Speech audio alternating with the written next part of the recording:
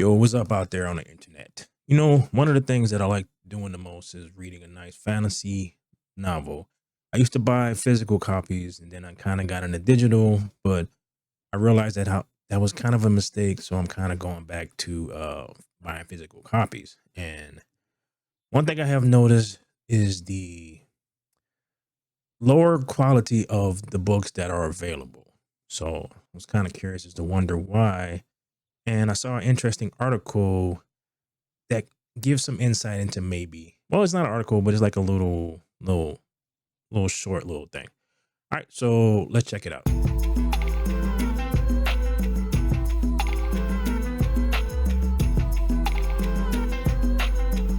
All right, so this article is on Fandom Post. Read a couple of things on there.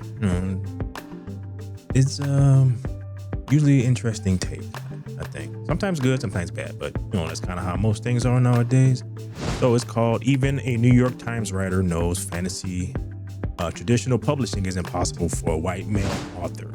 I preface this by saying one of the things I used to like the best was going to a bookstore and going over to the fantasy section, picking out a new book.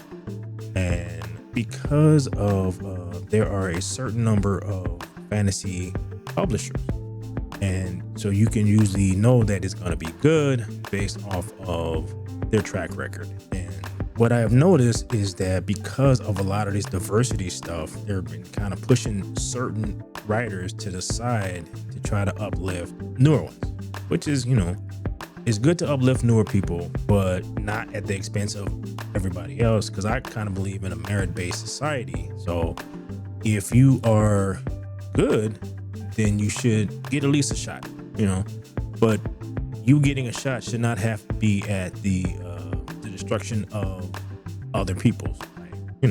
And I have noticed that because they've been trying so hard to push these diverse writers, the quality is kind of going down because they're not picking them because there are better writers. They're picking them because of one aspect of their person. All right. Traditional publishing has been killed by the likes of Tora Books and others in fantasy publishing, focusing on identity politics. Fantasy fiction in the traditional market stagnated in recent years, with agents and editors only wanting to pick up books from marginalized people. Meaning specifically not white guys. That's what that means. It is a stupid liberal term that doesn't actually benefit the people who they're trying to help, because the person who usually says stuff like this just automatically assumes that that person cannot do anything on their own and they need someone to help them, or people who aren't straight white males. Yeah. So like what I said, with the convergence of the publishing industry, sales have declined and entered into a independently produced market where many authors self-published. Even those with enough clout in the system to be a New York Times columnist realize it is over. At the start of the 2010s, when woke activists like K. Tempest Bradford started using race and gender baiting for clout within publishing, he posted a blog urging people to stop reading straight white male authors and parlay that into industry clout, where she even would be writing for Star Wars novelization nearly a decade later. Again, when I said that this person just automatically assumes that marginalized people cannot compete, but that's false, and it's actually pretty insulting. And usually the person who is saying this a lot of times is some liberal white lady who, to be honest, for most of them, I think their heart is in the right place. They usually don't really know any minorities, so for them it tends to be like in the abstract kind of thing. So they're not actually helping someone that they know, they're helping people who they don't really know. It's like this weird equity nonsense. If you're good, you'll be noticed, especially now because of, like they said, with the self-publishing and all that stuff. Yeah, it's kind of hard for you to get your stuff out there. So that means you're going to have to do more work. But if you put the work in, you will actually be able to get more money and go further and have more control over your stuff. Is this the person? Yeah, she looks pretty much like what I would assume that this person would look like. I bet that she knows no minorities like at all. Other activists in the industry did similar, and pretty soon all of the publishing establishment was only buying books based on race, gender, and sexual orientation, which technically is illegal. Still, it's favoring non-white males. The government turns a blind eye as they are trying to push the diversity, equity, inclusion agenda on everyone, and failing at it, and killing industry after industry after industry, because most people do not care about this. I am an older person, so I have been around long enough to know where there was a thing about this kind of stuff. That is not the case anymore. Just like everything else, it's like these activists want to be like the people who were around in the 60s and the 70s and the 40s and all that. But because the times aren't the same, they seem to feel the need to construct an issue where there actually isn't one. There are plenty of authors who are of the non-white male persuasion, and they are successful. They do not require outside help other than just to get out of the way. One agent who has remained anonymous told Fandom Pulse that unless the story is featured a female protagonist and contain the alphabet folks themes, even in the children's and young adult book section, authors would be immediately turned down, and it's become a mainstream grooming operation. The funny thing about this is the fact that these people think that they can just shove these white dudes out the way, and all the people who were fans of these guys will just automatically switch over to them. Life doesn't work like that, and this evidence that it doesn't work like that, because by not showcasing the stuff that people want to actually read, you just killed your industry. People are not going to read your stuff regardless to if you get rid of everybody else and it's just you. It's like if there's a baking contest and you take all the people who make pies and all that stuff that people like, and you make it so that they can't compete, and the only pie that's left is your terrible, disgusting pie, people still aren't going to buy it because your pie is not good. Now, even columnist Ross Douthat from the New York Times is thrown in the towel to try to get his fantasy novel traditionally published. Alt history author Frederick Gira Heinbeck wrote about the topic on X, stating, "As a columnist for the New York Times, you'd think that Douthat would just about have just about the best chance of anyone getting a contract from a major publisher for his first foray into the fiction, but no, he met a stone wall of rejection. So instead, he's publishing a novel in a serial form via Substack. Anyone able to read the first 12 chapters as they come out for the cost of a typical bookstore hardcover, subscribers will read the whole thing," he continued. You know what's funny? Because this is how they used to do video games when video games first came out. Basically, it was called shareware. So what you would get is the first one or two levels of a game, like Doom, because that's how Doom came out. So you got to play like the first 3 levels of Doom.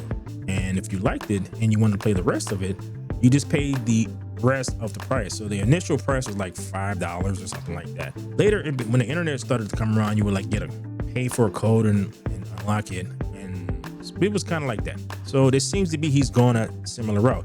So this is what I was saying before. It's like there are so many options for you to bypass all this craziness.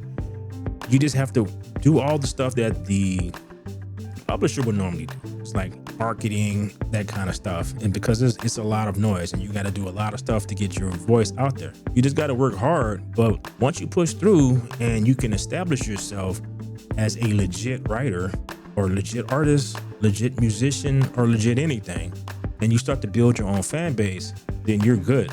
Because those people, as long as you stay true to what you are, regardless of whatever that is, I mean, you could even write the more alphabet friendly stuff, but if it's good, people will still read it. So it's like all these people who are trying to help, it's like you're not helping because you're just assuming that these people require your help. It's like, no, everybody can't be a writer. There's a lot of people who want to be writers, but they can't. So if you suck, you suck. And blaming that on other stuff doesn't change that. He also offers various metadata, including maps. I love his concept.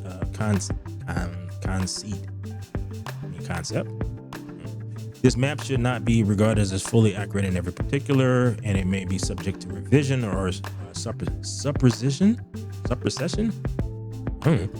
Depending on what the future research in the Imperial Archives might reveal, he spoke of the work.